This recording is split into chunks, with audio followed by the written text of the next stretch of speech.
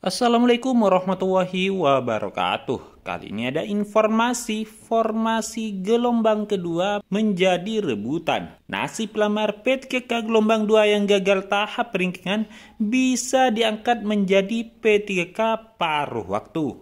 Oke baik, sebelum melanjutkan ke informasi ini, yang baru pertama kali menemukan channel ini, jangan lupa untuk tekan tombol subscribe dan aktifkan loncengnya agar setiap saya mengupdate informasi terkait P3K, tips dan trik terkait P3K, dan bocoran soal terkait P3K, Bapak Ibulah yang pertama kali mendapatkan notifikasinya.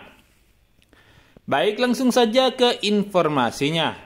Dilansir dari ayobandung.com, pendaftaran seleksi penerimaan pegawai pemerintah dengan perjanjian kerja gelombang kedua sudah dibuka sejak 17 November tahun 2024. Berarti sudah 3 hari sejak pendaftaran P3K gelombang 2 tahun 2024 dibuka oleh pemerintah. Di tengah proses pendaftaran P3K gelombang 2 ini, banyak pertanyaan seputar pendaftaran termasuk nasib tenaga honorer yang mendaftar P3K gelombang 2 tetapi gagal di tahap perankingan. Untuk pendaftaran P3K gelombang 2, ini terbuka bagi tenaga honorer atau non-ASN yang aktif bekerja di instansi pemerintahan, termasuk juga untuk lulusan PPG yang mendaftar formasi guru di instansi daerah. Perlu diketahui bahwa para pelamar baik itu yang mendaftar P3K gelombang 1 maupun yang mendaftar P3K gelombang 2 memperebutkan formasi yang sama. Jadi formasi yang tersedia pada gelombang 2 sama dengan formasi yang dibuka pada gelombang 1. Yang membedakan dari rekrutmen P3K gelombang 1 dan gelombang 2 adalah dari segi kriteria pendaftar.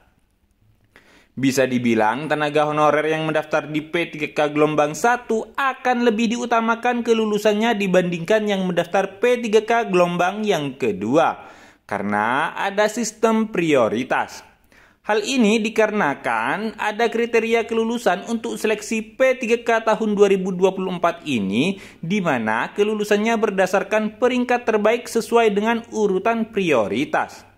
Jadi mengacu pada keputusan Menpan RB nomor 347 tahun 2024, prioritas kelulusan P3K tahun 2024 secara berurutan sebagai berikut. Yang pertama itu ada XTHK 2.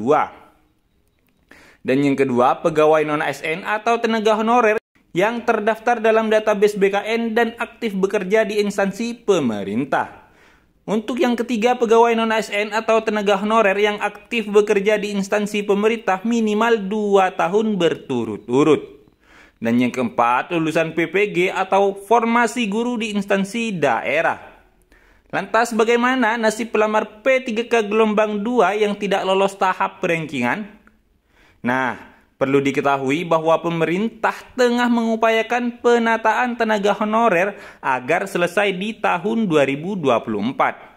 Menteri Pendayagunaan Aparatur Negara dan Reformasi Birokrasi Menpan RB Abdullah Azwar Anas pada saat masih menjabat sempat menuturkan bahwa seluruh tenaga honorer yang terdaftar dalam database BKN akan diangkat menjadi ASN P3K.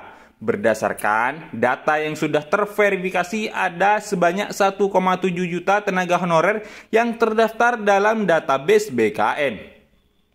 Nah, pada kesempatan yang berbeda, anggota Komisi 2 DPR RI, Mardani Alisera dalam paparannya menyatakan bahwa sebanyak 1,2 juta tenaga honorer yang terdaftar dalam database BKN akan diangkat menjadi P3K penuh waktu.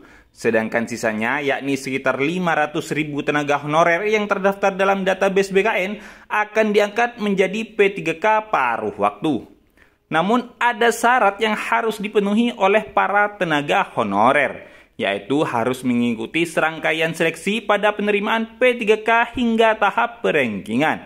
Maka dari itu, para pelamar P3K gelombang 2 yang gagal di tahap perankingan masih ada kemungkinan pemerintah akan mengangkat menjadi P3K paruh waktu.